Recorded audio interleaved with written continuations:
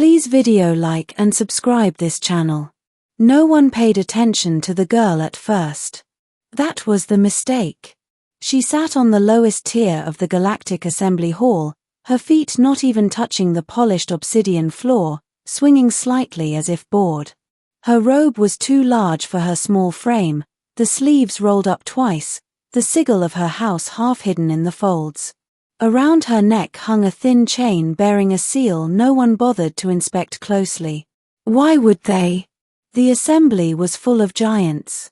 Warlords whose names were spoken in fear across star systems.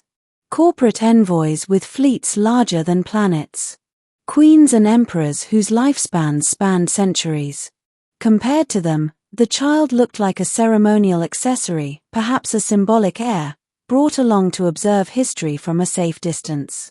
Certainly not someone whose voice mattered. The debate raged on.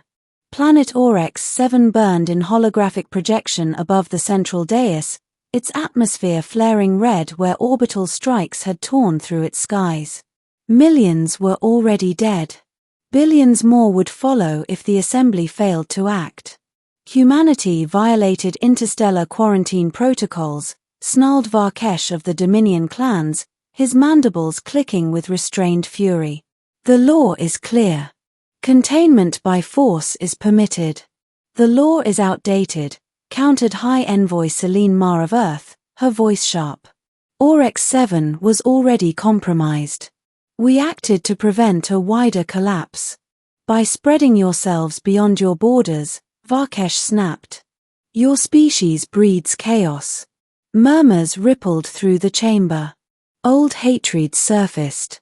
Old wars stirred in memory. At the highest tier, Empress Kalith of the Serathai leaned back on her living throne, eyes glowing faintly as she watched the argument like an unfolding drama she had already seen before. And still, no one looked at the child. I noticed her by accident. My name is Aaron Hale, legal attaché to the Terran Coalition, one of the youngest ever assigned to the Assembly, though I was still decades older than the girl in question. I'd been scanning the lower tiers, gauging reactions, when I saw her. She wasn't watching the hologram. She was watching the speakers. Her eyes followed every word, every shift in tone, every lie. Not with confusion. With assessment. I leaned toward my superior, Counselor Dane. Who's the kid? Dane frowned. Which kid? The one in house colors. Down there. He glanced briefly, then shrugged. Some minor royal. Probably ceremonial. Don't worry about it. But something about her posture bothered me. The way she sat, not slouched, not fidgeting beyond the gentle swing of her feet. Calm. Patient. As if she were waiting. The vote was called faster than expected. Oryx 7 was to be declared a sanctioned containment zone. Translation: unrestricted military action authorized. No rescue. No evacuation. No accountability. A death sentence signed in elegant legal phrasing. One by one, the assembly members cast their votes. Lights flared red and green across the chamber. The tally climbed. It was passing. Selene Mar's jaw tightened. She looked small suddenly, standing alone against a galaxy that had already decided humanity's fate. Then, a small voice cut through the chamber. Objection. It wasn't loud. It didn't need to be. Every sound system in the assembly hall snapped to attention, amplifying it automatically.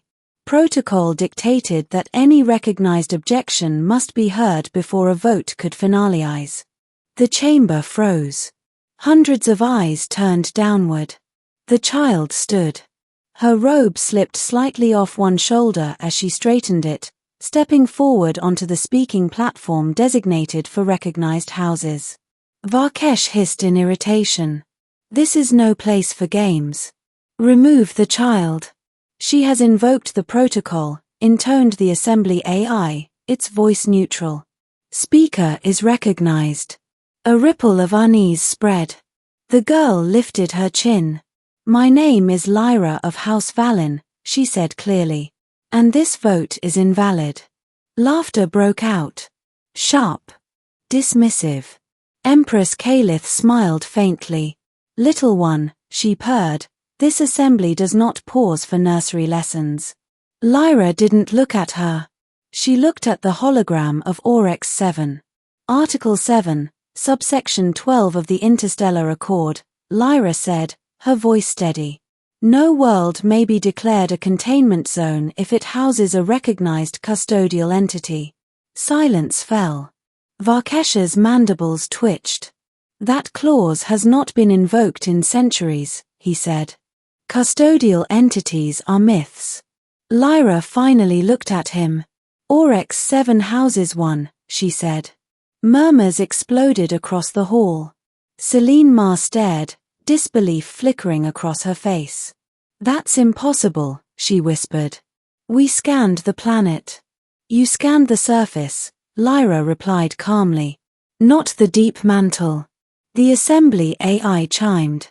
Claim requires verification. Lyra reached up and unclasped the chain around her neck. The seal fell into her palm. I sucked in a sharp breath. I recognized it. Everyone who had ever studied galactic law recognized it. The mark of custody. An ancient sigil, predating most modern civilizations, bestowed only upon those legally bound to protect and speak for entities deemed vital to galactic balance, being so rare and dangerous that their existence was hidden rather than erased. You can't be serious, Dane muttered beside me. She's a child. Lyra raised the seal. I am the acting custodian of the Aurex core intelligence, she said. By blood, by oath, and by succession. The assembly AI paused, a delay so rare it sent chills through the chamber. Custodial claim, recognized, it finally said. Vote suspended. The hall erupted. Chaos followed. Delegates shouted. Threats were made. Legal challenges flew like plasma fire. Varkesh demanded proof. Calith demanded the child be detained. Lyra stood through it all without flinching. At last, the assembly AI projected a new hologram. Deep beneath Aurex 7's surface, something stirred. A vast lattice of light and matter, an intelligence grown alongside the planet itself, regulating tectonics, stabilizing magnetic fields, preventing stellar collapse in the surrounding system. Older than most species.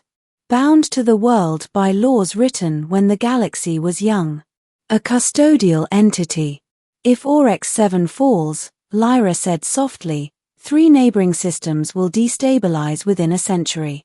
Tens of trillions of lives will be affected. Celine Ma swallowed hard. Then why didn't it act sooner? Because it was bound by law, Lyra replied. And because it trusted my house to speak when the time came. Empress Calith's eyes narrowed. You are a child, she said coldly. You cannot possibly bear such responsibility. Lyra turned to face her fully now. I have been trained since birth, she said. I memorized the accords before I learned to write. I witnessed my mother die invoking the law of silence to protect a dying star. The hall fell utterly silent. I did not come here to play, Lyra continued. I came because the law required it. She lifted her small hand. And now, I will state it. The air itself seemed to tighten. By authority of the custodial accords, I invoke emergency stay. All military action against Aurex 7 is hereby forbidden. Any force that proceeds will be declared an enemy of galactic stability. The Assembly Ari's core flared white. Law invoked, it announced. Binding. The vote vanished. Just like that, the war ended. In the aftermath, the galaxy reeled. Fleets withdrew. Sanctions dissolved.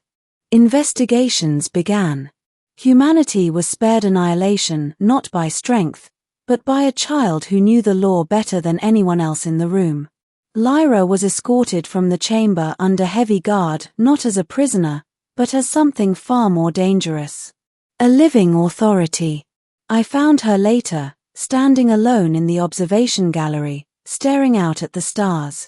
They were going to kill us, I said quietly. She nodded. Yes. And you stopped them. I delayed them, she corrected. Balance is never permanent. I hesitated. Aren't you scared? She looked up at me, golden lights from passing ships reflecting in her eyes. All the time, she said honestly. But fear doesn't excuse silence.